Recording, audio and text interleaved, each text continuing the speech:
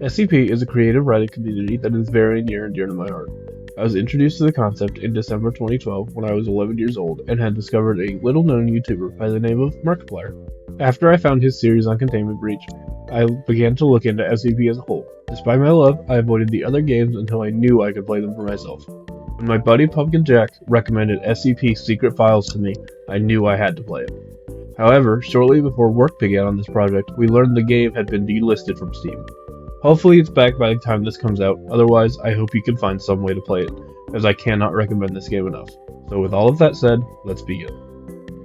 SCP Secret Files is a game about Carl Astana, an MIT graduate being scouted by the SCP Foundation for a position as a member of the Archives Department.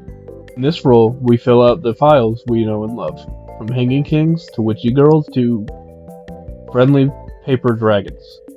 Let's dive into SCP, The Secret Files. The game begins with a short opening, explaining how our character was recruited.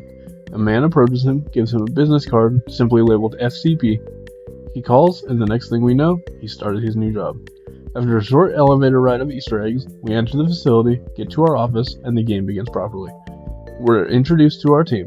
Director Chuck Auer, Zoe Green, Gant Anderson, and Stuart Moore. Director Auer then instructs us to begin our training, which takes us to our first SCP.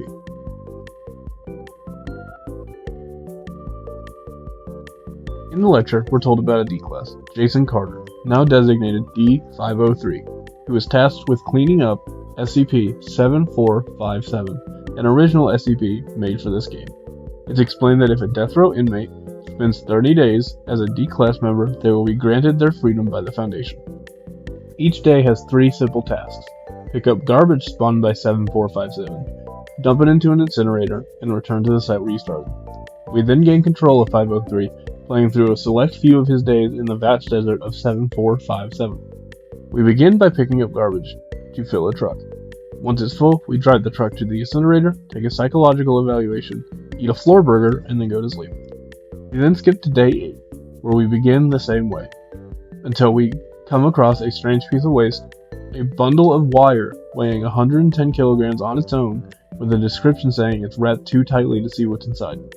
Like the first day, we drop off at the incinerator, take a psych eval, and go to sleep. This night is not as uneventful as the last, with 503 turning about a beach in the view of a cliff, which has a phone booth at the top, ringing. We then jump again to day 15, where the anomalies truly begin. First, one of the pieces of trash is a tracker identical to the one we use. Then, while dropping off the garbage like the previous days, a sandstorm begins. In the sandstorm, 503 wanders for hours, unable to find a way back to his site. After hours of looking, he finds another site, from another expedition, from another D-Class. It's here that we, and he, learn the truth. No D-Class has ever made it back from the full 30 days in 7457. After this, 503 takes the truck and begins driving, coming across what appears to be the ruins of a city, then the phone booth from his dream, and then nothing. We see what remains of 503, a black bundle of wire identical to the ones we've been picking up. Later, another D-Class picks up the bundle of wire and burns it, just like the bodies burned by an unknowing 503, and that concludes our training.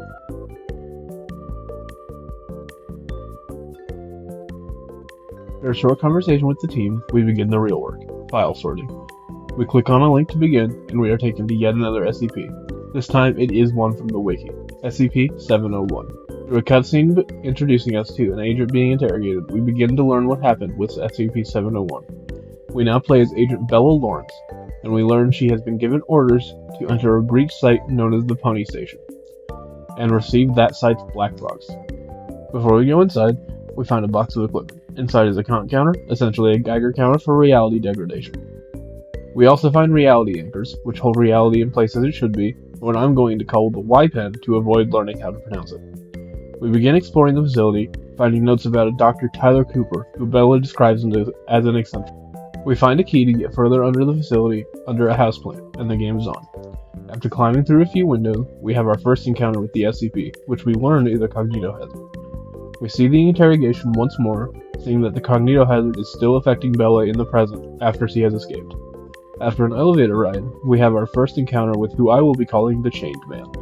As we work our way through the offices, more and more of reality begins falling apart, with the mannequins beginning to move, and notes slowly piecing together what happened to the pony station. Eventually, we come across an infinite staircase, where through a brief clock puzzle, we make it further down in the facility for our first chase. After another interrogation scene where Bella claims that she had called for help before being told that the pony station was cut off, the chained man appears, shattering the reality anchor you placed moments ago, and the chase begins. We cut the lock on a barred door and book it, running past mannequins that are appearing, and soon we squeeze past a truck. The doors shut, blocking the chained man from getting us. After getting the power to the section turned on, we follow a crowd of mannequins and find a theater with the black box sitting on the stage on a stool. Bella grabs it, and after finding a cute cameo plush, we make it out. Bella begins ascending the escape elevator. We then return to the interrogation, where one agent is accusing Bella of lying, while both explain that Bella didn't have the box, and in fact, Pony Station does not have an escape elevator.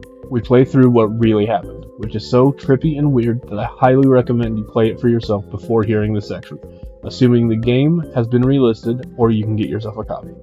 We're back in the theater, but instead of the black box sitting on the stage, there's a single mannequin sitting on the throne. Every time we're approached, we are sent back to the start of the room with more and more mannequins appearing, and playing out the script of SCP-071, a cognitohazardous script. The chained man appeared, and after an admittedly really annoying chase,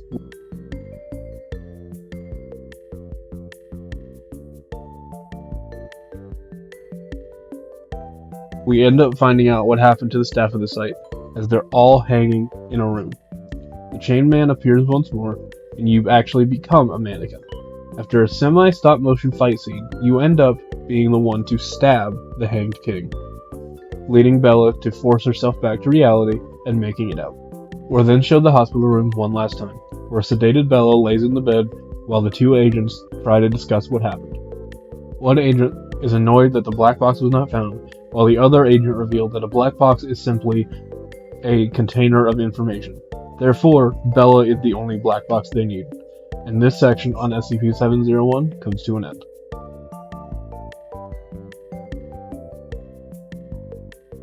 We then cut yet again to the archive scene, where Zoe and Stuart are inviting us to a special lecture. Kent seems annoyed by this lecture, but we'll find out why after this section. As this section is held by a guest brought in by the Foundation, I'm going to pass this off to a guest of my own, my previously mentioned buddy, Pumpkin Jack. What? Where am I? What is this? Is that a script? Not a script, but a request. I see. I've been brought here today to relay a story of friendship and wonder to you. Many of you who are acquainted with the SCP Foundation already know of this tale, but for those of you who aren't, prepare yourself. SCP-1762. In the original entry on the Foundation wiki, it was much more simple. Small origami dragons would come out of a cardboard box after a large amount of black smoke has been emitted from the box, and then they would fly around for a bit, playfully initiating contact with anyone nearby. Due to this, SCP-1762 had been classified as safe. But all good things come to an end, as an unknown series of events that lasted nearly a year caused the dragons to never appear again, thus changing the designation to neutralized.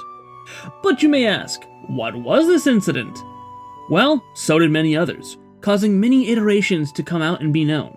And the one we're covering today in the Secret Files, as a very welcome juxtaposition with the other entities, is one that may hurt your very soul. We are presented with a narrator who tells us that this is a story no one else has ever heard, and that once he tells it to us, we shall become the new protectors of it. After being given a responsibility that we didn't ask for, we learn about Daniel, a boy who is locked in the attic after getting chickenpox. He is given the task of practicing his penny whistle, which of course means we now have something to do. We are given a short and sweet rhythm minigame, which disoriented me while playing by having these loud pop sounds on every note, but we can work around that. After he's done practicing, Daniel hears a rustling noise in the corner of the attic and goes to investigate. Now, while I have control for a second, I want to call attention to how beautiful this art style is here. How much it really does look like a storybook. Vibrant and beautiful, much like the world looked for most of us when we were younger. before we got older and began to see everything in a more monotone shade. Moving on, Daniel finds the source of the sound, a small red paper origami dragon that's been caught in a mousetrap, its wing being damaged by the mechanism. We are given control once more in a minigame where we repair the dragon using a sticker. He then plays with the dragon until he passes out in a chair, but not before thinking if this is real or just a dream. The next day, Daniel finds a paper ball that forces us to chase it around the room a multitude of times before he can even attempt to pick it up. However, it seems the ball did not like being chased as it starts generating electricity and growing, startling Daniel backwards. Honestly, this kid is holding it together way better than I would have here. Let's just say, if I had been seeing sentient paper dragons and paper balls, I would need a new pair of pants. Which calls something into question as I'm writing this script. Does anyone bring food up to Daniel? Is he allowed to leave the attic to go to the bathroom? Or has he been entirely abandoned up here? Wait, this isn't the time for these questions. What is Daniel gonna do about this hostile paper ball? Well, hey, we no longer need to worry about it, since a red paper dragon just threw the ball into a cardboard box. Crisis averted! Oh, it's your friend from yesterday. I wasn't dreaming. Thank you for saving me. Sorry, just had to show you the kind of voice acting we're getting from Daniel here, which seems like it might be a child voice actor here, so I can't be too critical of the guy, but my ears hurt just a bit. Our small red friend, despite just saving us from the greatest evil known to man, bad ideas taken form on paper, is hesitant to approach Daniel. So Daniel starts playing his penny whistle again, which gets the dragon playing with him again. Eventually, the dragon unravels itself and gives him this message.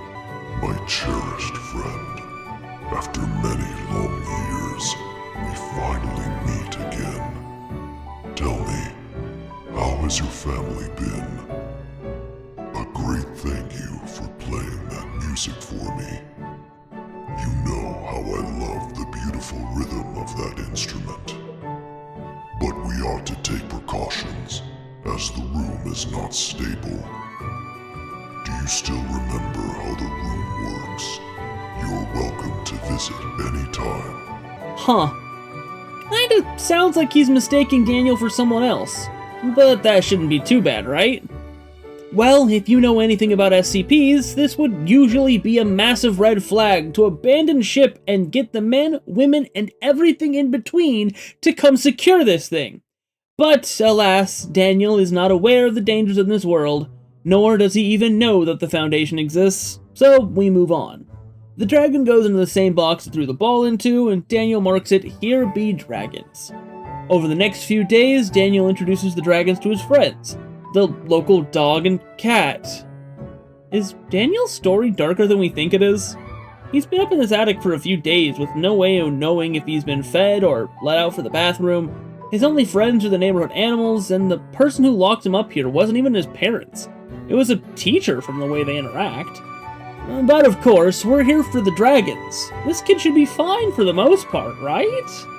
Daniel names the dragon Penny, after his penny whistle, and while they're playing, an earthquake hits, and paper balls begin spewing out of the box, with Penny throwing them back in without hesitation, before diving into the box themselves.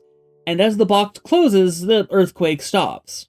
Daniel waits, but for several days there's no sign of the dragon, until 4 dragons burst forth out of the box, followed by a mass of paper balls that clump together into a larger mass, forcing 2 dragons to sacrifice themselves to stop the threat. Though, the remaining 2 dragons are hurt, so Daniel fixes them up right away with more stickers before he plays his penny whistle for them again.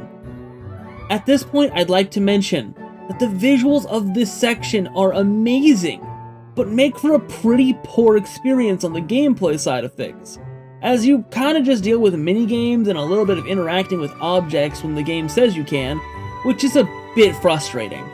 Daniel gets lost in his playing and is temporarily brought into the room Penny mentioned earlier, watching the dragons soar above his head before he returns to the attic, and the dragons come together to form a letter for Daniel, warning him of the upcoming threat. After the last war, The fantasy world enjoyed a long spell of peace and stability. But now, the giants have returned. They have launched ferocious attacks, trying to invade your world through the room. We are prepared to launch the final defense. Then we will have to destroy your room, for it is the last remaining entryway into your world.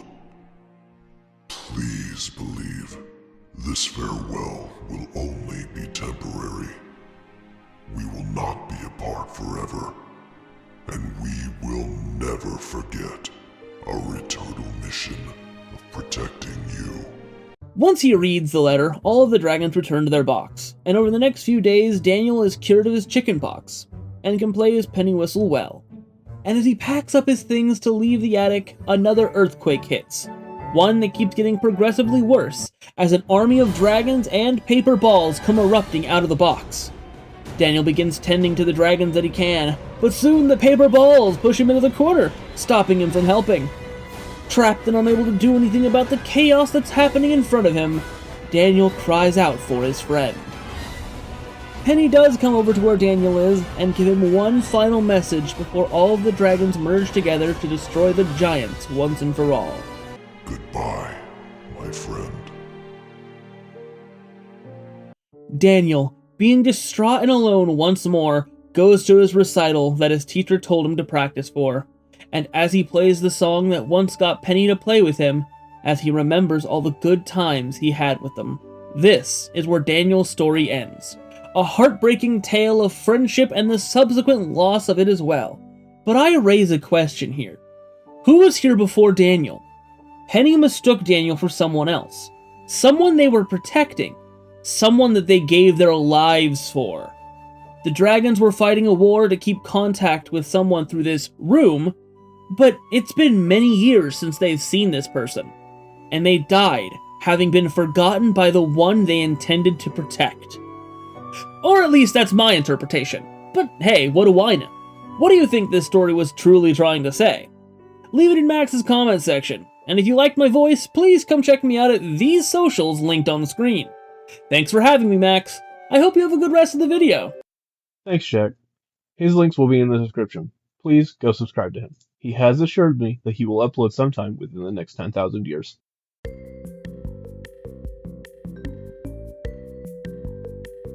We're back at our desk filling files when a message comes from Director Aller. An emergency file to archive. When everyone else in the field, it's up to us. We open strap to a chair, and we're quickly given the exposition for our new character. D6744, Mike Dunn. Formerly the leader of MTF UP2, codenamed Spider. Mike is asked if he knows anything about the quote, witch plan, to which he says he only knows the name. The SCP-239 has gone rogue and lost control completely. We are to go into her mind and try to calm the situation before an X-Clay class end of the world scenario begins. Device is strapped to Mike's head and he's sent into 239's mindscape. What we find is a mess. A broken toy carousel with nothing but the winding key and many doors spinning around us. After winding the key, a door settles and we enter. Find something I do not recognize. A man with what appears to be some kind of Tesla coil strapped to his back. Think 5 before he notices us and a chase begins. We encounter a simple connection puzzle and the story begins to piece itself together. 239 is a young girl who possesses the abilities to alter reality however she wants, and the Foundation appears to be attempting to weaponize this power. A doctor, Sean Pierce, is electrocuting the young girl in an attempt to get her to obey commands. He continually increases the voltage until it is completely unsafe to continue. We find a piece of the carousel, wind it up again, and another door settles. This time, we hear 2 employees talking about how they don't trust Dr. Pierce, and we find another puzzle. After said puzzle, we see that Dr. Pierce is further risking 239's life, which the Foundation is not happy about. They send a replacement, Violet, who takes a much calmer approach to 239's testing. After this, we go through more of 239's memories. After being read a bedtime story, we see a big zoo of animals as the story is read back to us. At the end of it, Violet rushes into 239's chamber, shouting, and it's implied that it was not a dream, but instead, 239 actually made all of it happen. We see a couple more things happen before the climax, including a disposal facility for all the biological materials created by 239, before we go to the final test. Violet is attempting to show the Foundation the progress they have made, asking 239 to make a robin like in her storybook. She does so, and we can see it flutter around. She is then asked to create a home, a tree for the robin, which causes 239 to start getting upset, because that's not how the story goes. Being yelled at, 239 becomes upset, and a tree indeed does sprout, although uncontrollably. Violet attempts to run out through the chamber, ultimately stopped by Dr. Pierce, who refuses to open the emergency door. He believes that this is his opportunity to prove his method is correct, and leaves Violet in the room, leading to her death. For a brief meeting between Dr. Pierce and the O5, we're brought back to the room with the carousel one last time. We're told that we're going to be pulled out now that the situation has been contained. Refuse, insisting that we help the young girl.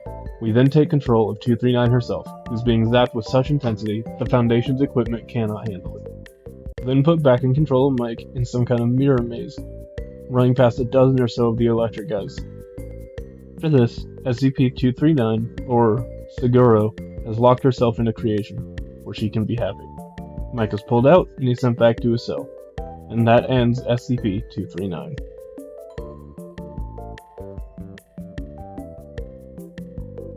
SCP-426 is, or rather, I am a toaster. I'm not plugged in. I need to plug in. A fork should work. There's an outlet over here. Hey, no. You don't understand. No, Where I are you need. going with that? Hey, no. Hey, open the door. Open the door. Hey, stop. After this, we're given the choice of two endings. One reveals the true identity to who Carl is, though I'll keep it a secret so you have reason to play it for yourself. The second is a simple room. Inside is a toaster. I am a toaster. I need to play. SCP Secret Files is a game made by a group of people with an immense love for this writing project. From original entities to old favorites, there's a clear love for everything SCP. It's especially nice, in my opinion, to get away from the better-known entities like 173, 096, and 682. I hope this game has inspired more like it in the future, but for now, we come to our conclusion. It was a very fun video to watch come together, but I think I'll branch out a bit after this. While I love SCP, I found I'm not the best at talking about it. To be clear, this will not be my only SCP video. I plan on putting together a voice acting project with some friends, for a particular 001 entry, so definitely keep an eye out for that. For where my video essays will go next, I actually have to get to my new job. Some new restaurant, Freddy Fazbear's Grill?